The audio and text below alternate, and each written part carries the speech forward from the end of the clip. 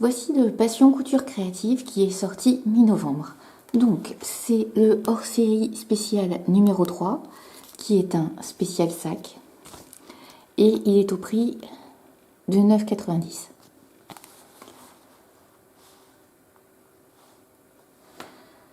Donc, sur la couverture, on nous propose de mélanger les matières, des patrons faciles à coudre, 13 modèles tendance et pratiques comme la Maxi Bourse. Celle-ci. Et ben, on va découvrir ça ensemble. Donc, pour commencer, un édito et le sommaire. Donc, il y a vraiment de tout, des grands sacs, des moyens, des petits, ça peut-être même spécial fête, de la fourrure pour un hiver douillet. Allons voir ce qu'il en est. Donc, on commence par quelques nouveautés sur les patrons sortis dernièrement, donc un petit peu toutes ces marques. Ici, donc, ce sont des cours d'artisanne pour faire des pièces en cuir.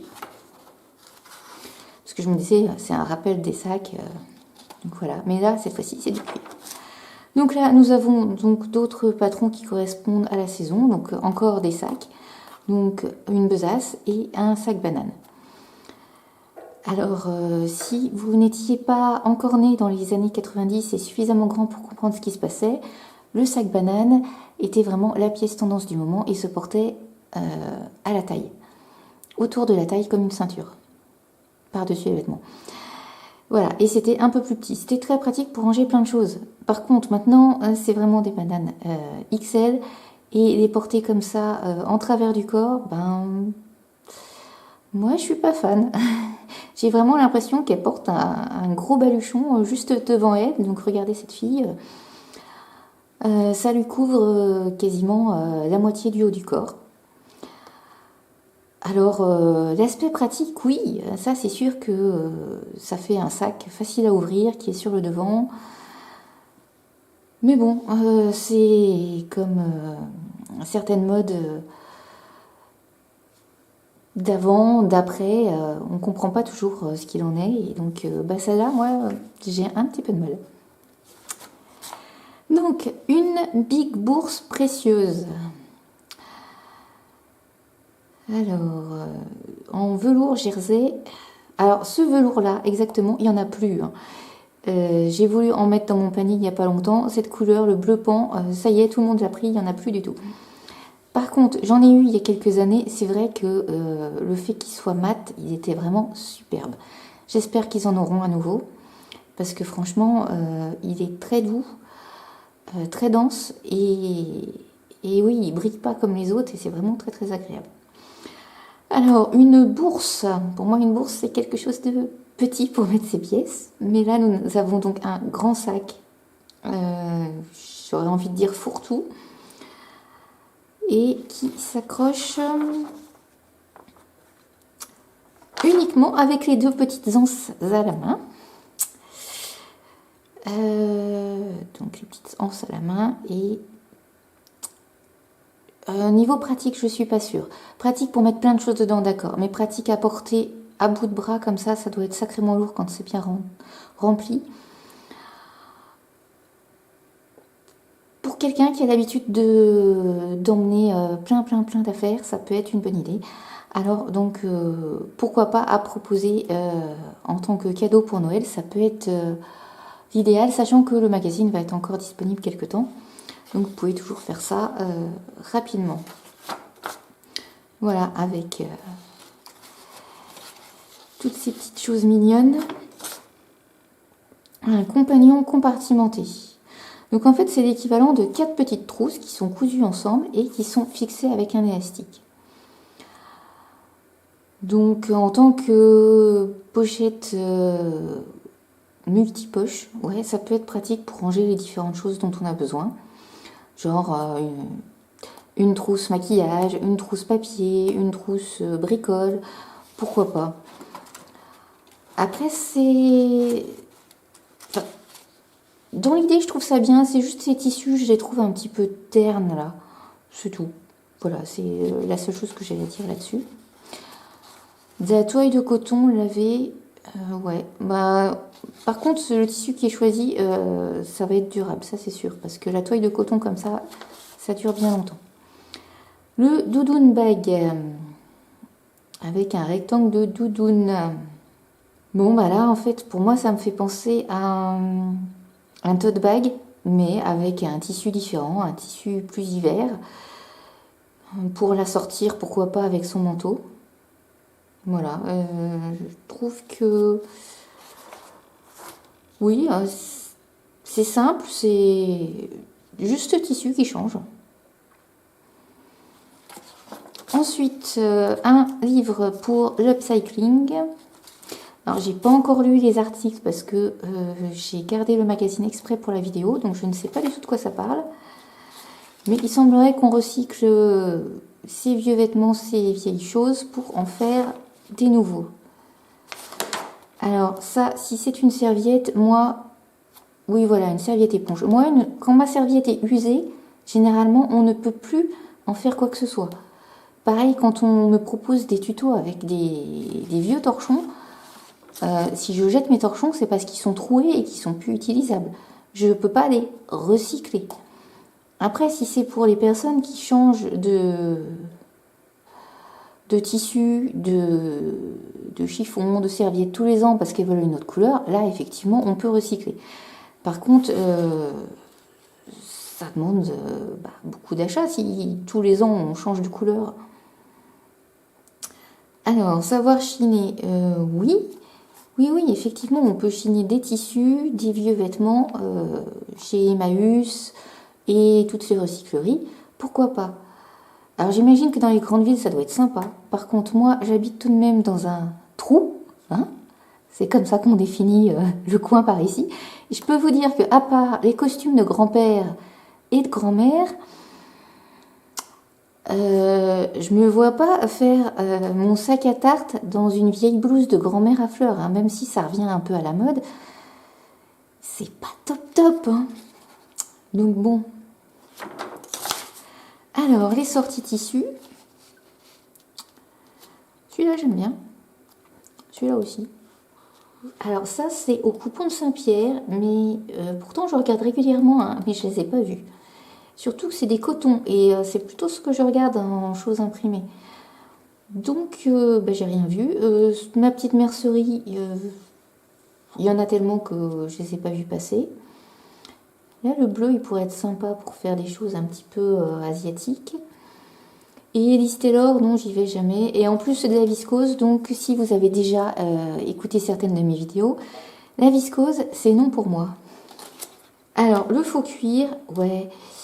Bon, ça reste du plastique à la base. Et mon souci avec ça, c'est que j'ai fait plusieurs accessoires à mes débuts. Des sacs, des vêtements en simili-cuir. Et le problème, c'est qu'en fait, quand c'est frotté, donc un sac qui frotte contre nous, un vêtement parce qu'on bouge, et ben au bout d'un moment, ça craque. Et c'est vraiment très moche. Et les sacs, j'ai envie de dire qu'au bout d'une année, ils ont tendance à craquer directement. Les vêtements, ça peut durer plus longtemps si le simili est de bonne qualité et que vous ne portez pas le vêtement tous les jours. Mais pour le sac, forcément, un sac à dos, un sac à main, on le porte tous les jours.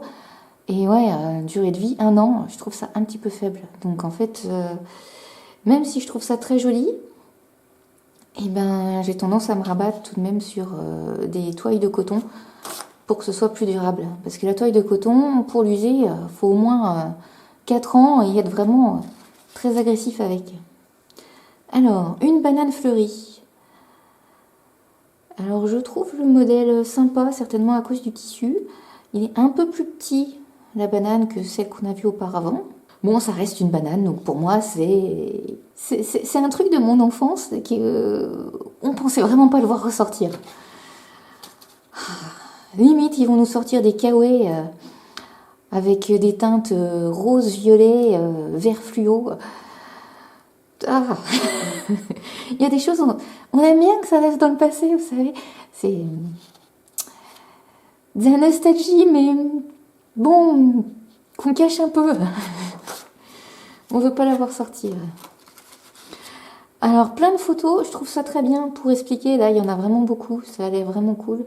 Bon, par contre, les petites flèches avec les petits mots, là, si vous avez des difficultés à voir les petites choses, prenez une loupe, parce qu'elle a certainement dû prévoir les photos pour être imprimées en plus grand. Et comme c'est tout assez dans le magazine, bah, ça devient vraiment tout petit. Le saxo en jean, bon, en patchwork, d'accord, pourquoi pas. Je trouve ça pratique. Bon, même si moi j'aime bien tout de même quand c'est zippé. Mais voilà, rien à dire, efficace. En jean, ça va durer longtemps. J'ai des sacs en jean qui m'ont fait plus de 6 ans. Ils étaient encore en bon état. C'est juste que bah, j'en avais plus l'utilité. Donc je pense que ça peut durer sacrément longtemps. Alors, le sac coursier à voir en ligne. En espérant que ce soit bien.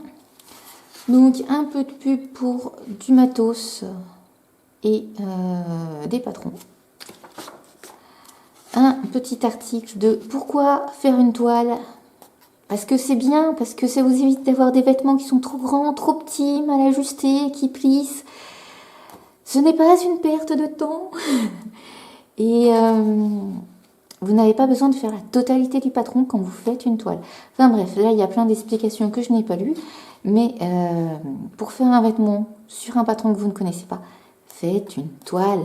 C'est important.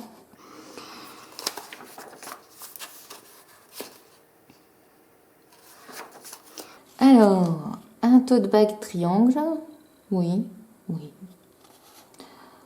Rien à dire, efficace en lin. Alors, le lin, c'est une bonne matière. L'une des plus écologiques.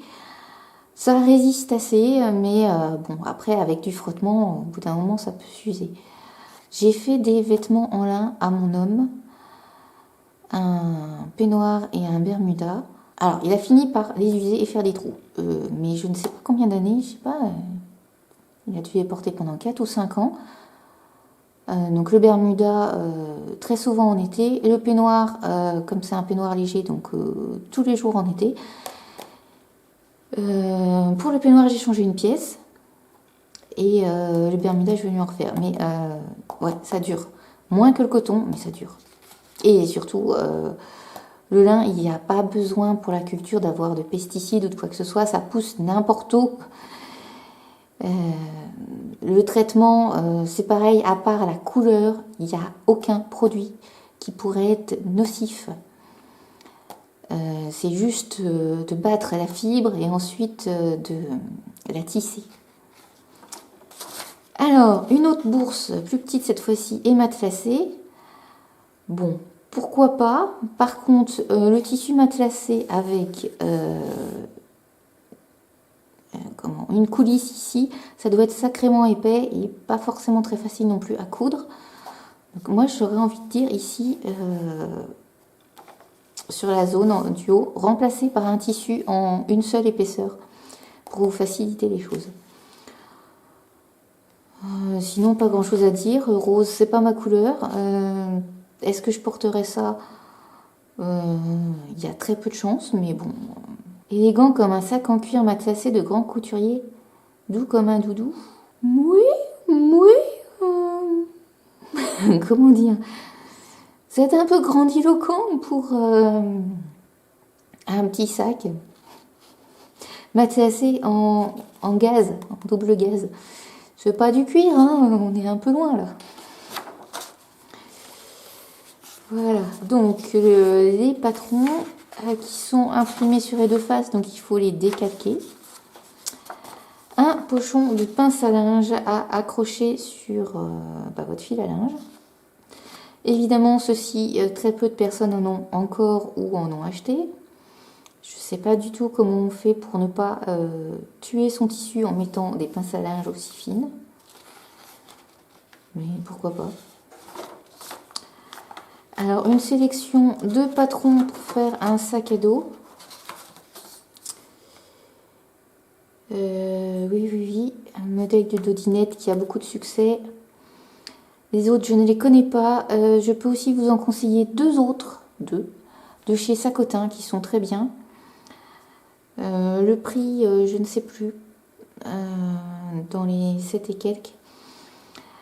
Un qui est sécurisé parce que vous avez toutes les ouvertures qui sont dans votre dos, donc qui ne s'ouvrent pas, et un autre qui se replie pour pouvoir le transformer en sac bandoulière. Donc vous avez 2 patrons chez Sacotin. Donc des patrons pour les enfants, pourquoi pas pour les cadeaux de Noël. La couture du cuir avec Mélanie Fleury que nous avons vu dans l'émission Cousu Main. C'est donc qu'elle nous a sorti un livre. Donc si vous ne suivez pas l'actualité, on la voit régulièrement.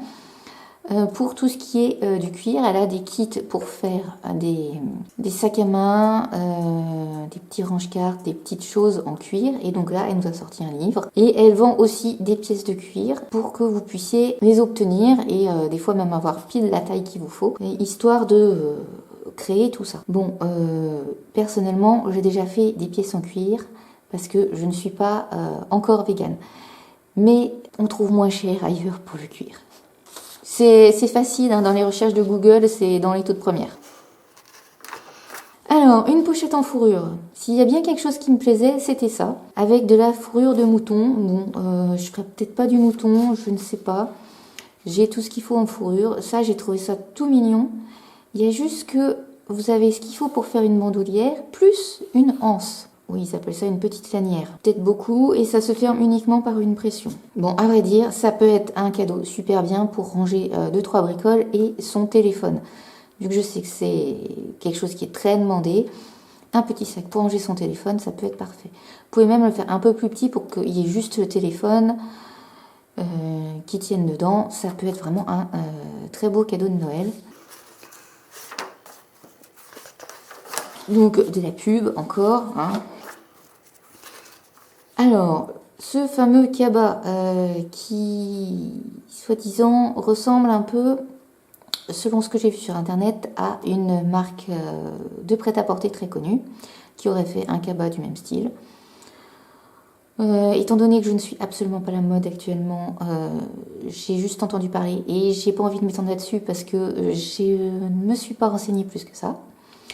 Donc voilà, malgré tout, ça reste un cabas à la mode. Donc assez grand pour mettre toutes sortes de choses. Je dirais qu'on peut mettre une pochette à 4, voire peut-être à 3. Vous avez 2 petites poches devant pour pouvoir glisser toutes vos affaires. Et la testeuse a l'air d'en être tout à fait ravie. Alors, des petites questions sur la couture pour lesquelles Séverine répond. Un peu de mode. Un cabas chic et en jacquard. Ça me rappelle le fameux tote bag avec les bandes brillantes qui ont eu beaucoup de succès un peu avant les années 2020. Tout le monde en sait. Donc là, c'est un peu plus grand, c'est plus ce cabas. C'est un petit peu le même format que celui qui est dans le test juste avant. Voilà. Entre celui-ci et celui-ci, ça ressemble un peu. Il y a juste que là, vous n'avez pas les poches. Voilà, donc un sac à dos. Donc on vous proposait des patrons payants. Là, vous en avez un qui est inclus, avec le zip qui se trouve ici et des armatures métalliques. On ne nous dit pas où trouver ces armatures métalliques. J'aurais bien aimé pour une fois qu'on ait les informations de la mercerie. Donc ça, en fait, ça provient donc du livre 36 sacs et pochettes en couture facile, qui sont des éditions françaises de livres japonais. Ce type d'explication, c'est typique des livres japonais. Ils sont tous faits comme ça. Vous avez vraiment tout qui est détaillé, bien dessiné à chaque fois. C'est comme ça que beaucoup de couturières ont commencé avant les années 2010. Elles se faisaient importer des livres, même en japonais, et elles travaillaient à partir de ça. Quand il y a eu les traductions, ça a été un petit peu plus simple. Et elles le faisaient aussi pour des vêtements. Il y en a beaucoup qui ont débuté avec ça. Un sac baguette. Oui, bon, rien de particulier. Étant donné que c'est du simili, vous aurez des coutures qui vont essayer de gonfler un petit peu comme on voit ici en dessous. À part ça, rien de particulier, hein, c'est tout simple. Hein. C'est comme une pochette, c'est juste un petit peu plus large et un peu moins haut. Donc la personne interviewée a deviné que vous retrouverez quelques pages plus loin. Les derniers livres sortis. les versions des lectrices par rapport au patron des derniers numéros. Ici, toutes les adresses et ce que nous aurons l'année prochaine. Donc ici, vous avez toujours les moins 10% pour votre abonnement. Il me semble que ça se cumule aussi quand il y a des promos, donc n'hésitez pas. Moi, c'est ce que j'utilise à chaque fois pour me réinscrire d'une année sur l'autre.